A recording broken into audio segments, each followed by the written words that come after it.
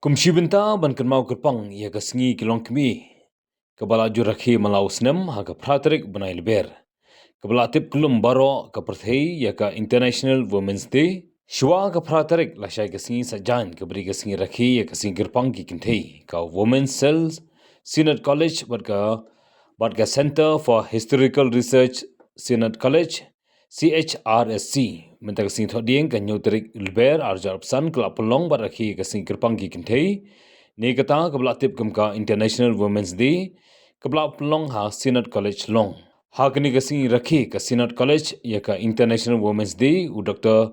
Ricky AJ Sinkan MP Shalok Sabha jongka Shillong seat lawan man ajing kiran kum kongsan bat ka Dr. Janeta Mary Nongkanri kum ka sembut kongsan kepada kum ka head of the Urban and Regional Planning Division, URD, North Eastern Space Application Center, Government of India, Department of Space, Umyam.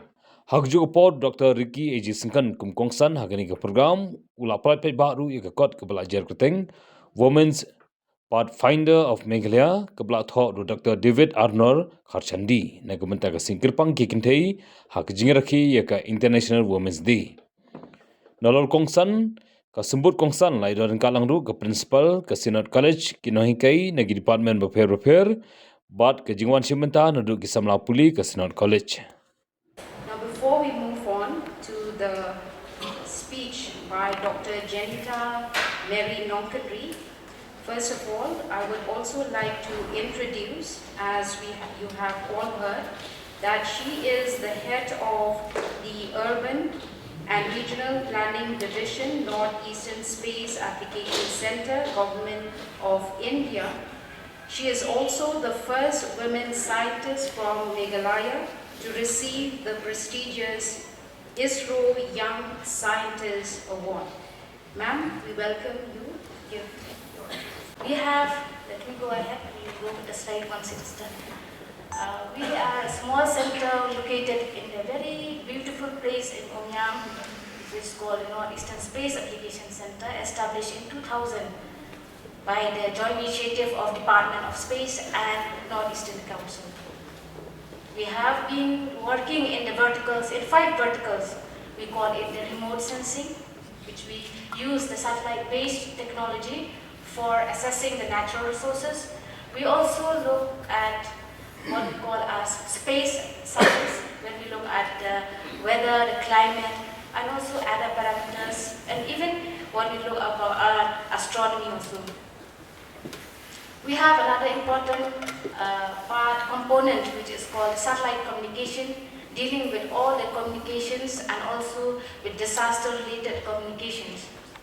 Another important aspect of our work contributing to the whole of Northeastern region is called the NERDRR, which we have the Northeastern Risk Reduction Center, because for this is the main objective is to cater to the requirement how to reduce the disaster in the Northeastern region. Research development, even the way they have put up the different type of drones in different climatic conditions, in different topographic conditions, which can be used. We only not work with the satellite data, but there is a ground. We have to have a very strong ground-based instruments which will support our the data accumulation or the information, getting the information from the ground. If you look at when you go to Cherrapunji, when you look at the football like structure, it is nothing but a radar and gives the information on all the weather-related information. We have many other. If you look even at the small. If you look at this particular small device, that is one which is used for positioning. It is very difficult for us if you use with your mobile GPS and all that, but when it actually comes to mapping, I have to map a particular building. I have to know how many people are staying in that building, whether that building is used particularly for commercial or education. This type of information is now what the planners are looking for, what the ways in which administrators are also looking. So these are the type of capabilities which we already have. The data which we generate, it is too huge. which requires, it's in terabytes, which we are, around 75 terabytes of data comes in our servers, and the way it has catered to the usage to all the northeastern states where they use, when you talk even about simple land use, land cover, or you talk about the data dissemination when you give forecasts for floods or something like that. In the pursuit of empowerment, which ma'am has emphasized, in the pursuit of leadership, and more important, in the pursuit of recognition. Now, this book is a testament. If you read these 27 chapters, 361 pages, it is a testament of the courage, the resilience, the unwavering spirit in breaking the barriers, and more so in forging paths in fields of diversity, such as politics, education, social activism, entrepreneurship, governance, and many, many more. And here we have an example in the field of science and technology, which is the need of the hour. Now, this book, which will be released by our honorable chief guest, this book comprises, like I've said, 27 chapters, spanning 361 pages, documenting the inspiring journeys of these women pathfinders, such as Kong Rosemilan Bathau Kharbuli. As we all know, she is the first woman chairperson of the Union Public Service Commission, not only of Meghalaya, but of the entire country. We have people like Kong Silbi Pasar, Kong Rebecca Suchiang, Kong Holibon Marbanyang. We have Kong Sweetimon Rinja. We have entrepreneurs like Kong Trinity Sayo, as we have been using in our kitchen, and we are using the Lakadong turmeric. In the field of academics, we have Professor Tiplut Nongri. We have people like Kong Silverine Swear, and we have, apart from the Khasi Jaintia and the Garos also, we have Ma'am Uma Prokayasta, and many, many more that has been edited in this book. Now, their leadership and the determination have not only preserved the rich cultural heritage of Meghalaya, but have also propelled it towards modernity and progress. Now, from grassroots activism to high office of governance, these women have championed the cause related to gender equality, which is the need of the hour again, environmental conservation, child welfare and social justice, and many more to inspire the generations to come. Now, if you read this book, Women Pathfinders of Meghalaya, it delves into the personal lives, the personal stories, the historical struggles, and the broader impact and the efforts that they have put in. It also serves as both a recognition of their work and engagement of young girls and women to dream beyond the societal limitations that we have. Now, it is essential to document these journeys, not just to honor the past, but to pave the way for the future. I extend my sincere gratitude to everyone who have contributed. We have a few of the contributors who are here, who have shared their invaluable experiences. My heartfelt thanks goes to the management of CNOT College, and more so to my team, the members of the Center for Historical Research, who have been giving their support and the initiative, and for providing platforms to discuss and to celebrate women's empowerment, especially today, to mark this International Women's Day. As we release this book, I hope it serves as a source of inspiration for all, reminding us that progress is only possible when we uplift and empower every member of the society.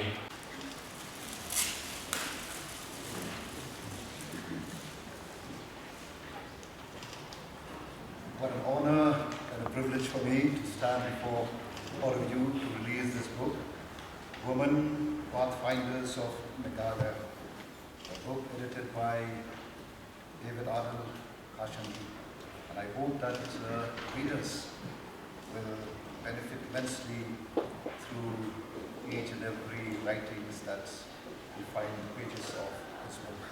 May God bless the readers who would read, ponder through writings of that they find in writings in this book. Thank you so much.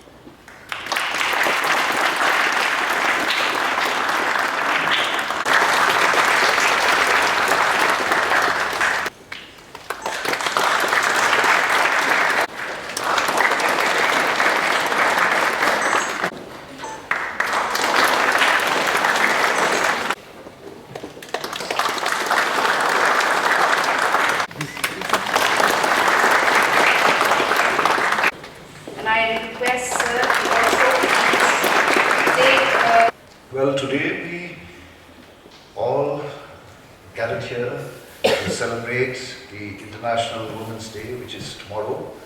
Well, as I was sitting and knowing that tomorrow is the International Day for Women, so as a society, I think it just speaks about a society we are quite advanced, particularly in the context of of our outlook towards women. So I think it is we are ahead. I think the rest of the world, the college especially. So International Women's Day, which is a day that is being dedicated to recognizing the achievements, the resilience, and also the contribution of women across the world. Well, it is indeed an opportunity for us who are present here to reflect on the progress that has been made towards gender equality, and we are all here to reaffirm our commitment to building an inclusive society where women have equal opportunities in all spheres of life, as Dr. Janita Mary Nonkanli has rightly said in the second part of her presentation. And for me, I am quite delighted that your college continues to be one of the driving force in promoting gender equality. And today here we are here to prove this fact, that your college indeed is one college that is, leading, in the context of bringing about this issue, to the entire society. Awareness program, development skill initiative that I believe the college has been, undertaking from time to time. Well, this platform has, I would say, has been instrumental in empowering young women and also addressing critical issues that impact them. Similarly, the Center for Historical Research here in Sino College, I know, has been a beacon of knowledge, which has encouraged research as well as documentation. In fact, this book again is a proof of that. Well, we are from a state that is quite well known with its unique matrilineal society, and so proud that we as a state have indeed produced many remarkable women, yet their achievements are often overlooked in mainstream activities. Well, this book, I'm sure, it will serve as an important documentation of the efforts put in by these women to ensure that their stories will inspire the future generation. Their stories will remind us of the crucial role that they have played in shaping our society today. And therefore, I stand here, calling upon each one of us, let us stand together, not just today, but every day, in order to empower, in order to uplift, and in order to celebrate the incredible women in our life.